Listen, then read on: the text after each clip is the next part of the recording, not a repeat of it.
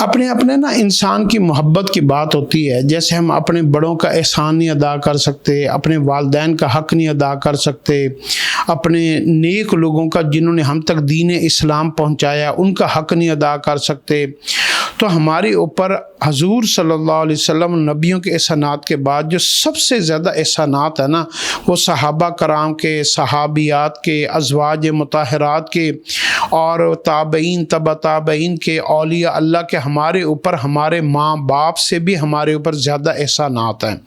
اگر آپ چاہتے ہیں کہ آپ سارے صحابہ کرام کے احسانات کا بدلہ دے دیں، ان کے اولادوں کے احسانات کا بدلہ دے دیں، حضور صلی اللہ علیہ وسلم کی بیویاں جو ہماری مائیں ہیں ان کے احسانات کا بدلہ دے دیں، تو ایک درود شریف حدیث میں آتا ہے، جو بندہ اس درود کو پڑھتا ہے تو وہ ایسا ہے جیسے اس نے ان کے احسانات کے بدلے کا حق ادا کر دیا۔ اور وہ درود پاک ہے، اللہم صلی علی محمد النبی الامی و ازواجہ امہات المؤمنین و ذریتہ و اہل بیتہ و اصحابہ و انصارہ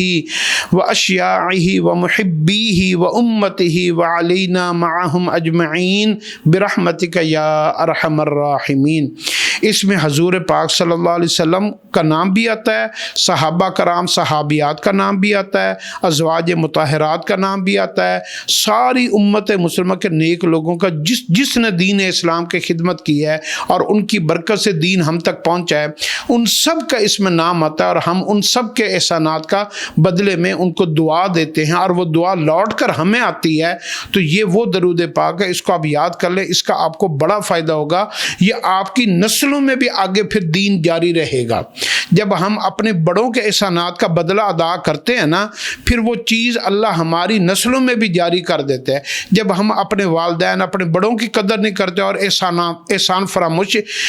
فراموشی کر دیتے ہیں، تو پھر کیا ہوتا ہے، اللہ ہمارے اندر سے بھی اور ہماری نسلوں میں سے بھی وہ اس نعمت کو اٹھا لیتے ہیں۔